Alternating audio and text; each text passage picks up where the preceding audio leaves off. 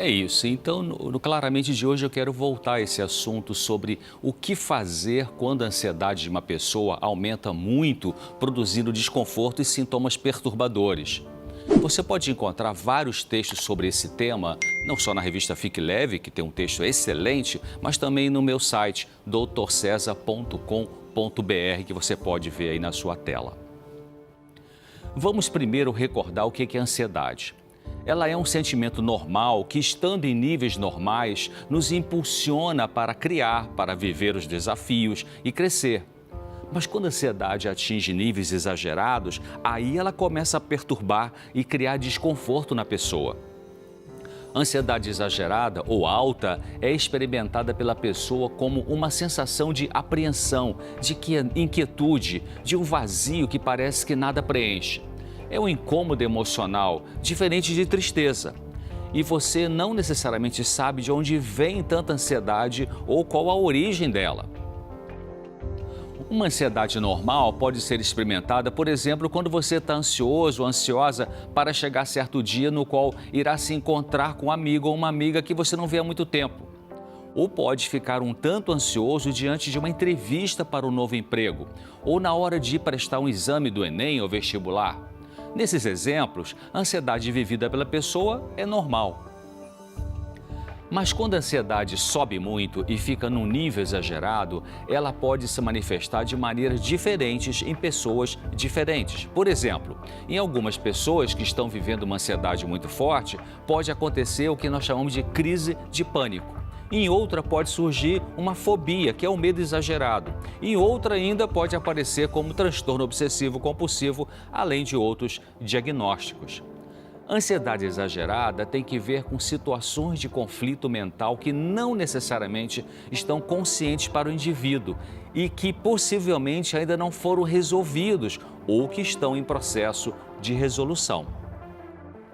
Por exemplo, pense numa pessoa que está vivendo um importante conflito conjugal, em que seu casamento está por um fio para terminar por alguma razão complicada.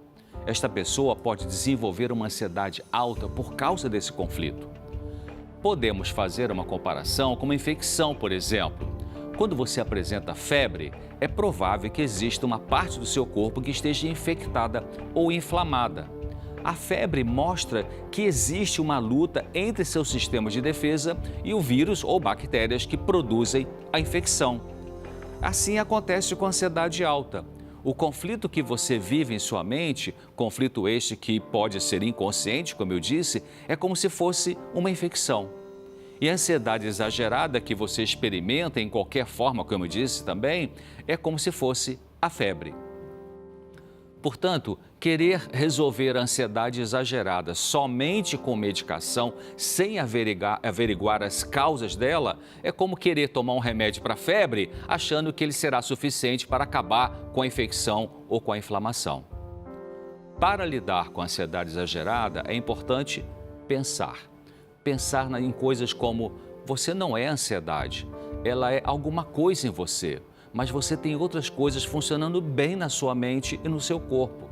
Claro, uma ansiedade super exagerada pode paralisar a vida de uma pessoa. Por exemplo, um indivíduo que desenvolve um tipo de fobia, como a agorafobia, que é um tipo de medo exagerado que pode chegar numa intensidade tal que a pessoa já nem mais quer sair de casa, com medo de estar na rua ou estar em algum lugar sem ser sua casa, se sentindo muito inseguro.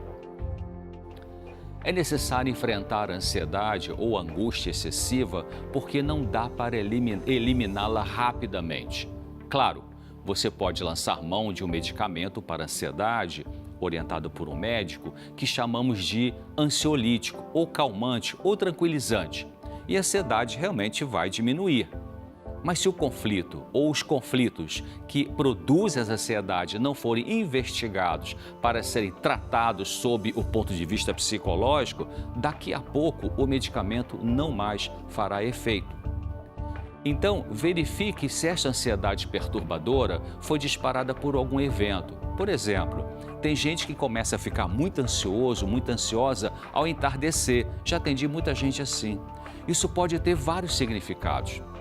Um deles pode ser que ao final do dia é quando um parente ou um familiar volta para casa após o trabalho. E se existe um conflito e tensão com este parente, então a sensação pode ser de desagrado e ansiedade quando chega a hora dele ou dela regressar para casa. Esta pessoa que se sente ansiosa demais no fim da tarde, que é apenas um exemplo que eu estou dando, pode também ter vindo de uma infância na qual o pai, a mãe ou outro familiar atuava de forma agressiva ou desrespeitosa com ela e ficou essa marca emocional no subconsciente. E quando chegava a hora desse parente abusivo voltar para casa, a criança se sentia temerosa e ficava ansiosa. Hoje, muitos anos depois, ela pode experimentar algo parecido quando um familiar abusivo regressa ao lar, ou mesmo sem conviver com alguém abusivo na família de hoje. Verifique então se você que está com ansiedade exagerada, se não está pegando pesado consigo mesmo. Esse é outro ponto para ser pensado. Porque uma fonte de ansiedade alta, exagerada ou forte tem que ver com uma pessoa ter atitude depreciadora, desvalorizadora para consigo mesma. Ela se maltrata. Se você começar a perceber que se maltrata, e existem muitas maneiras de se fazer isso, decida parar com isso e começar a cuidar melhor de você. Tem gente que só vive pensando nos outros, esse é o outro lado, e fazendo coisas para os outros. Isso pode se enquadrar no que chamamos de codependência afetiva. Não necessariamente viver preocupado em cuidar dos outros pode se caracterizar como bondade, altruísmo, mas pode ser fruto de um descaso para com a sua própria pessoa. É possível ajudar as pessoas, mas ajude você também. Viver colocando você mesmo, sempre de lado, nunca permitindo dar presentes ou descanso ou lazer para você mesmo, produz ansiedade excessiva. Sob o ponto de vista físico, ajuda muito na redução da ansiedade excessiva a prática de atividades físicas, de preferência ao ar livre, como através de caminhadas, o mais perto possível da natureza. Uma média boa em termos de frequência de exercício físico pode ser 5 vezes por semana, 30 minutos cada vez, ou 3 vezes por semana, 1 hora cada vez. Também é importante evitar o café ou bebidas cafeinadas que podem aumentar a ansiedade. Troque o café convencional por café de cevada, que inclusive tem uma ação calmante. Então é isso, pense bem, a sua ansiedade pode reduzir. Vamos ficar por hoje aqui, eu espero você no próximo Claramente. Paz, luz e cuide bem de você também.